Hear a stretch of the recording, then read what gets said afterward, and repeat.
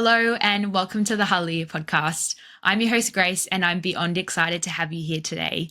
At Hallelujah, my mission is to provide a space where you can grow in your faith, be encouraged, and gain an understanding of God's word.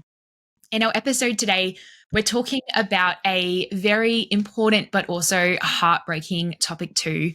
We're joined by Matt Cline, who is the founder of Restored Ministries in Canada, and he's got such a heart to equip individuals and the church to really navigate the epidemic of pornography and sexual brokenness in the world. So a lot of different topics that we'll talk about today. But first of all, Matt, welcome to the podcast. Thanks, Grace. Awesome to be here. Yeah, my pleasure. And love for you just to tell me a little bit about yourself, where you're from, and your ministry as well. Sure. Yeah, I'm born and raised Canadian, so up in Alberta, in Edmonton, Alberta, Canada, and just north of Montana for American listeners. But yeah, we love to travel. I grew up in a traveling family, so we've been all parts of the world and New Zealand and Australia a bit, and Asia and all over. So it's fun, and that's just something that was kind of ingrained in me. And now with this ministry, we get to reach people all over the world. So it's super fun just being able to be local and be in Canada, as you mentioned, but we're able to reach people everywhere. And so I didn't plan on this. I always joke, people say, "Hey, why did you start this ministry about porn and sexual brokenness?" And I say in grade Yeah. one, my teacher asked what I wanted to do. And I said, talk about porn and masturbation, Yeah. but that wasn't the case. But when I was 25, the Lord called me into this ministry. It wasn't on my radar for that time in my life. And what I love is that we get to work with people often in the darkest areas of people's lives, and they get to confess things that they've never confessed, or work through some traumas their past that they've never processed and healed. And where the Lord meets them in their darkness is amazing, and it leads to not just freedom from unhealthy sexual behavior or sexual sin, but just a transformation in their life. And so I love what we get to do. And it's not just porn. Porn's obviously a big part of it, but we just say it's sexual brokenness. Whatever the sexual brokenness, we want to bring you not only into sexual wholeness, but into wholeness in Christ. Because that leads to the sin being broken in your life, but also gives you a lot of purpose, impact, and just experiencing the love of the Father that you get to walk in. So that's the heart of the ministry, and it's a blast. Yeah, that's awesome. And I think one thing that is really beautiful as well is sometimes we can only see the end result, and whether it's porn, it's almost just, it's that top level showing that there's something deeper. And I love that, when we do bring Christ into everything that we're doing, whether it is healing from sexual brokenness or trauma or any area of our life, it's always about getting to that heart issue. What's the root cause, and then it's the things that flow out from that. So it's a very important conversation to be having in the church, and there's not a lot of ministries who are doing what you're doing. So it's so awesome to see and needed. But yeah, tell me a bit about the journey that it was when you felt God calling you into this area. What does that journey look like for you? Well, before that, I told people, like friends or whatever. I told them that I'd struggled with porn, but I never told my parents. I'm like, I'm never telling my parents. My parents are great. I just didn't want to disappoint them.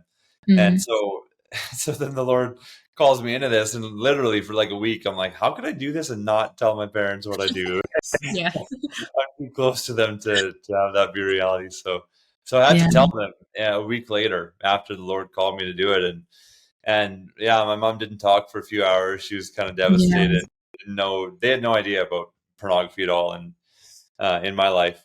And so, but I spent 3.5 years just working under people in ministry and talking to pastors and ministry leaders and just saying, this is where the Lord is leading me. What do you think? And how do I do things? And just kind of learning under people. But the biggest thing that happened was I started really getting this passion for the Word of God, and a passion for worship, and for just intimacy with Christ, and learning who I am, learning His voice, and how to be intimate with Him. And so that was something that I grew in before starting Restored. Like from the time that the Lord called me to do it to when we actually started the ministry was 3.5 years. And I was just trying to get going right away, but that's often what we find. And now we're at the place where we develop leaders, and we're having all of the, like, lots of people that we work with.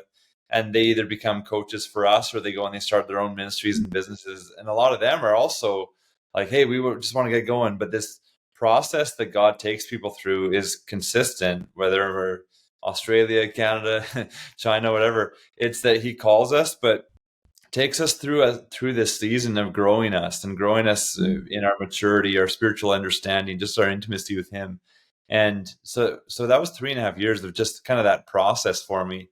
And eventually things started with Restored, and my story was simply pornography. And so I didn't realize how much was out there in terms of sexual perversion. But as I started speaking and leading groups, and just people on the street say, "Hey, what do you do?" and I say this, they're like, "Oh, that's good. This is my story." And so I Yeah. started realizing there's a heck of a lot more perversion and bondage out there than what I personally experienced. And so Mhm. it's just fun. Like, people are like, it's fun doing this ministry. Like, yeah, it's really fun. I mean, we have we have fun in the process too, in our coaching calls and stuff, just because you have to. It can't be all serious. But Yeah. what's really fun is like seeing the life change and seeing people who have been in Yeah. bondage forever. All of a sudden, they pick their chin up and they're able to smile, and they Yeah. can't believe God's love for them, and it's pretty remarkable. So yeah, Yeah. that's a Yeah, bit. that's awesome. Yeah, no, that's good. And I love the first part that you said as well. Really sometimes if you feel like God is calling you to something, you're like, great, all right, let's get on it straight away. Tomorrow, gonna start the ministry and just go for it. But I love what you said about, even just really pressing in that initial season and letting God do what He needs to do to prepare you emotionally, physically, spiritually for what He's calling you into. And just that initial time of surrender and going, all right, Lord, I feel like you're calling me to this. Help me to pray about it, help me to grow, like bring the right people around me to really, really have that firm foundation for ministry. So I love that that's a part of your journey. And Yeah, I yeah, mean, there's a like one of our core leaders. He always says, he's like, I was praying for God to open doors for this business dream that we had, or for a ministry, or for preaching and different things. He's like, I was praying for these things. I prayed for abundant life, and he's like, a month after starting these prayers, everything came out and I got exposed with my sexual sin in my marriage. And I'm thinking, like, wow. this is not the answer to the prayer that I was praying. But Yeah. in reality, it was, because in order for us to prosper in these things, we can't have ghosts in the closet, or whatever we want to say. You can't have these Mm. things that are holding you back. And Yeah. so God will give us what we need before giving us what we want a lot of times. And Yeah. now Yeah, with for that sure. guy, we've been with him for almost 2 years, and I mean, you wouldn't even know. Like, you talk to him or you hear him, like you see their marriage, like you wouldn't even know the sexual sin that he was in, because he's so different, and now able to impact lots and lots of people. And it is just a process that people, or that the Lord takes us through, is this like, okay, you want to do great things. I want to do great things through you, but you got to get the junk out of your life. And that's what God said to me. He said, Matt, I want to use you, but you've got to get pure. Those were the words. And what I thought Mm. in the moment, which was true initially, was, okay, pure means get the sexual sin out of my life. But really, what I've come to learn is that it was a purity in my heart that He was going for. And so, seeing the Lord in everything, like, blessed are the pure in heart, for they shall see God. So do you see God in different, trials in your life? And so in this maturing process, you've got to get the junk out and start to see God work in your life. And He's going to open the doors for your impact and for your life in crazy ways.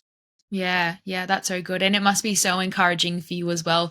Even just, I know the topic of pornography and just, I guess, anything sexual in church in general, there's so much shame around it that I think really we do find that people either won't tell anyone if they're struggling with it. There's just so much shame and guilt around it. So I love that in your ministry, it's like, hey, we gotta talk about this stuff, bringing that darkness to light and going, hey, this is something that a lot of people struggle with, but let's talk about it. Let's seek God on it. What does the Bible say? How can we really, sure, deal with the issue of sexual sin or pornography, but really looking at that heart posture as well and going, how's your heart before the Lord? That pure heart, and so many things then flow from that as well. But Yeah. yeah, yeah. Sorry, And so I can cut you you off. Go ahead. No, no, all good. So, in terms of I mean, I imagine a lot of people are potentially aware of the topic of sexual brokenness in the world or pornography. But for anyone who maybe hasn't heard much about it, can you tell me about, I guess, in general, what does it look like? Why is it an issue? Do a lot of people struggle with it? What is the epidemic that we're actually faced with at the moment? Yeah, there's a lot of stats out there in different studies that say, 50% of Christian men watch it every month, or 80% of Christian men watch it every month. I don't know. Is it somewhere in that range? Maybe. I just say it's too many. Like, it's way too many, and it's way more than we realize are stuck in pornography, let alone just, different fantasies in their head that keep them bound, or past sexual abuse that they've never dealt with. I mean, there's lots of different things, or the wounds that come in just from a sex life in a marriage. I mean, there's lots of Yeah. wounds there. So there's sexual brokenness that's way more rampant than we realize. But in terms of pornography, um, like, women are the fastest growing demographic in terms of porn consumption. So that's something to be aware of too in the way that we communicate about it. It's not just for men, and more women are now being raised up to lead ministries for women, which is Mm, amazing. Because a lot of people say, like, good for you, that's such a taboo thing, and I'm like, well, it's not in the Bible. It's mm, Sex in the Bible is not taboo at all. It's Genesis to yeah. Revelations, like, all throughout. And Jesus talks about it just like he talks about anything else in Matthew 5. He talks about lust, and porneia is the original language, but when Mm, porneia means like all sexual immorality.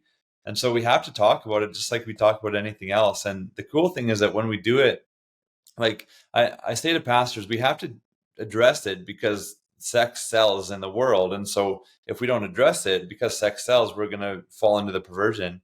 But sex sells in the church too. And so, on a positive angle, when we talk about sex from a godly perspective, people love it. Like, people are yeah. thirsty for it. They're hungry for it. They're like, oh, thank you. I remember Yeah. this couple that I know, they're like 77 years old, and husband and wife never had any sexual troubles or whatever. Like, I don't know, but I mean, not as far as addiction or infidelity or Mm, whatever in their marriage. And their church did this 4-week series on sex. And they came to me and they're like, Matt, our church is doing this. And they're like so fired up. And so a lot yeah. of people are like, oh, it's going to be awkward or uncomfortable, or maybe like just have a porn group on Tuesday nights in church. It's like, no, like, let's talk about God's design for sex, because Yeah. all of us have a sex drive. If you want to talk about a stat, like, 100% of believers and non-believers have a sex drive to Mm, whatever degree. Some it's been quenched through different life situations, but it's still there. And if it can be brought up and stewarded in a healthy way, we all have it. mm, So God talks about it. We all have a sex drive. Sex is the thing that it consummates the one covenant relationship on earth that mirrors the covenant that we have with God. yeah. And so there's so much power in it, and that's what we're not going to talk about. Like, it's really crazy. And so it's an epidemic negatively, but also, like, it's such a core part of who we are. It's a core part of the gospel and the Bible, and there's so many references to Mm, sexuality. And so it's so important to talk about and to not mm, have shame over. You're talking about that lots of times that there's shame. And one of the most common things that we get told in our ministry is like, wow, that was so hope giving. Like, we do a youth night, or we do a parents night, or mm, we just preach on Sunday mornings. Like, wow, that was so hope giving and enthusiastic. Like, you preached with a smile. You're talking about porn and you had a smile on your face. Yeah, because you're talking not just about the sin, but about the grace of God and the power of God that can break yeah. through, and the love of God that is unconditional even when you're stuck. And so when you can come at it not from shame and grace and like, oh, don't do this and don't do this, don't watch porn, don't have sex before marriage, and that's it. We're missing so much of God's beautiful design that if we were to celebrate that, I mean, the counterfeit is it's so much more obvious to see. So yeah, a lot Yeah. of people struggle with it. We all have sex drives, and it's super important to talk about, not just with shame and guilt. Yeah, 100%. The last point that you said as well is exactly what I was going to say. And even for me, I don't know whether you grew up in the church, but I grew up in the church and all you hear about is don't have sex before marriage. There's no talk about God's beautiful design for sex in marriage, why he gives us these boundaries. It's just like don't do it. end of. So I think when we grow up with that, you're right, there is so much shame around it, guilt. The church doesn't want to talk about it. Parents don't want to talk about it. You don't talk about it in school or with friends. It's just like, oh, this is such an awkward topic. But yeah, I love that, your heart and your ministry is to break that down and be like, hey, this is God's design. Like it's good and it's normal, and he's given us these boundaries, these confines for how to do it well in marriage. And yeah, just the healing I imagine that can come for people who have experienced that outside of marriage, the trauma, whatever that looks like as well. Yeah, I love your heart for the ministry. Yeah, yeah, Yeah. it's awesome. I remember I was doing this weekend event at a town close to here last year, and I was staying at the pastor's house, and it was the night before I was speaking, so he hadn't yet heard our stuff, but he had his kids there, and one of his kids, like his daughter's boyfriend, was there, and his 2 kids are teens, and then the boyfriend. And so this pastor, he just goes, "Hey, so what do you guys think that God's stance is on masturbation?" And he just said it like no awkwardness, no shame, talking to his kids. And then they had this Wow. discussion. I was in the other room talking to my wife, Mhm. so I wasn't even part of it. But it was like that. I was listening in. Just I'm like, this is so cool. Why can't you just talk about it? We all know what it is. Most people struggle, and so why can't we talk about it? And Mhm. I thought that was so cool. And on the flip side, there's a pastor that I remember he said to me years ago. He's like, it's just not my personality to talk about sex, and so he just never has. And Mhm.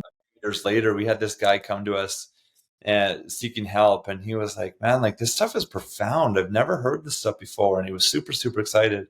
And then, really Mhm. early in his process of getting help with us, his wife says, "Hey, we're gonna get divorced. Mhm. You've done too much. Like the walls around my heart are too. You've given me too many bricks," is what she said, "to Mhm. build this high wall. I can't come down." So she had lost hope. But when I asked him where he went to church, he went to the church where the pastor said, "It's just not my personality to talk about this stuff." Yeah. So I just think, like, how sad is that if the pastor had opened the doors to that a few years Yeah. before, maybe he would have come forward. I mean, maybe she would have Mhm. come forward. Maybe kids who are now have divorced parents could have Yeah. raised in a home with wholeness. And so it's so important to talk about just with no shame. We don't have to have shame. We literally don't. Mm. It's a Yeah. lie of the enemy that we have to, and really, it's porn is kind of like a Goliath, where it tells us like this is too big, it's too awkward, it's too intimidating to talk about. And think like in that day with David and Goliath, like the army of Israel, they're too terrified. Like, look at how big this giant is. We can't approach him. David's like, are you kidding? This uncircumcised Philistine. And so we see it as this super intimidating thing too often. It's like you actually can just take a step and talk about it, and God will do his work. Mhm. And we don't Yeah. have to be fearful. Yeah, that's cool. I love that analogy. And for you, do you have any idea, or I guess from your experience, why do you think there's so much shame around the topic, or people won't talk about it? Well, you, I mean, number one, sexual sin can be done in isolation. Mm. And whereas different things are more public, I mean, gluttony, you can hide that, but a lot of food consumption is with people, or drugs and alcohol, you can see more of the outward effects of it. Yeah. Or you do it at parties or whatever. Like sexual sin, so much is in isolation. Um, Mm. but I also think that it speaks, and this is more so in my opinion, it speaks to the power of sex, because sex is so powerful on a positive note. Like Genesis 3, they're in the garden, but they sin, Adam and Eve, and they get booted out of the garden. And now they're in a broken world in Genesis 4. And literally the first thing that they do in Genesis 4, verse 1, it says Adam had sex with his wife Eve. Is Mm. literally the first thing that they do when they're in a broken world, because they're like, man, we need to come together. And this is part of Yeah. being fruitful and multiply, which was the call on our lives in Genesis Mm. 1. So there's purpose to it. There's power in a marriage. There's power just even in stewarding our bodies well. So I'll throw some scriptures out. So in First Thessalonians 4, it talks about learning to control our bodies in a way that's holy and honors God, not in the way of those who don't know God. And so a key to this is like knowing God and having that relationship help us steward our bodies in a way that's holy. And then in First Corinthians 6, it talks about sexuality and the stewardship of our bodies. but it has nothing to do with marriages. It's all to do Mm, with God and us. Like the Lord is for the body's for the Lord. Glorify God in your body, like, and that's in terms of sexuality. And then the next chapter is when it talks about sexuality in terms of a husband and a wife together. And mm, our sexuality, what we think is that like our sex drive is supposed to lead to sexual release. And so if we're not married, there's no outlet for it. What I think is actually our sex drive is supposed to point us to honoring God and intimacy with Him, and mm, and even like an emotional awareness where we have temptations or desires, and it's like, what am I feeling emotionally right now? And so mm, our sex drive has power outside of just the sexual release. It has this power that has to do with the covenant relationship that we have with God. mm, And it's really, really real. So mm, all of that to say, on the flip side, then when we're engaged in sexual sin, the shame is way heavier than if we just mm, tell a lie. Because telling the truth is great, but that's not as intricately connected with our covenant relationship. Sex is, mm, can't get away from it. There's so much power in it. And so when mm, we have the perversion come into play, what that does to our soul and our heart, like inside of us, it destroys us because mm, there's something inside of us that knows the power of it, both for good and for bad. And so the shame that we feel is so immense because the joy that we're supposed to feel is also so immense. And so when you ask the question that's accurate is like, why do we feel the shame? My mind goes to it's because of the power of sex and how much power God put into it and how intentional His design was. And then when we pervert it, it's not the way that we're supposed to live. It's not good for us. Yeah, yeah, that's good. And I think as well, we can see that. I mean, really, I guess the areas that are most powerful with God and in the Christian life are obviously going to be the things that the enemy takes and twists the Right. most, right? Which is why you see our world today that has such a focus on just it's such a sexually driven culture, and in no way is it promoting anything good about save it for marriage, this beautiful marriage covenant.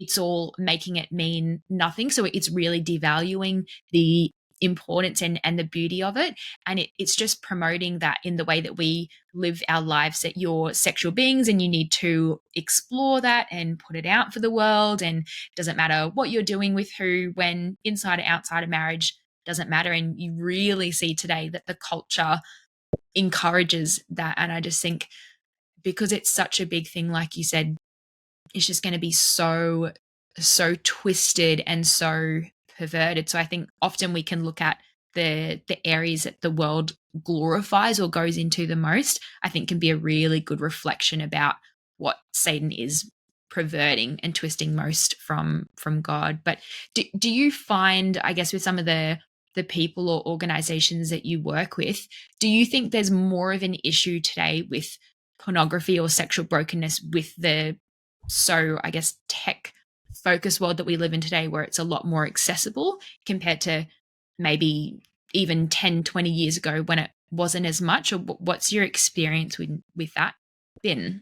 I think so. I mean, like a lot of people will say, "Oh, yeah, the problem these days is the accessibility," and I'm like, "Well, actually, the problem is what you're speaking to, Grace. It's the heart, and there's Mm, always been sexual sin, and there's always been brokenness, and always deceit in the heart, and so that's really the issue. But the accessibility factor plays into that, and so when our heart is in turmoil and our desire is to escape the pain and not face it, then yeah, it is super accessible.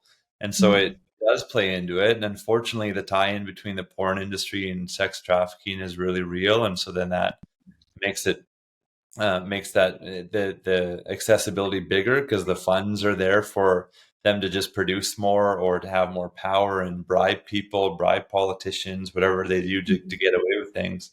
And so, even their genius, really, like the porn industry, they're so smart in the way that they target kids. They target with yeah, pop-ups, they target with yeah, video games, um, yeah, with, kids apps on phones where parents are like, oh, that's a sweet little games app, and you put a code in and it takes you to a porn site, and the parents have no idea. mm, And so the porn industry is super, super smart. Really, I mean, it is Satan. It's the character of Satan is yeah, all over it. Present yourself as an angel of light, but then you'll suck people yeah, in.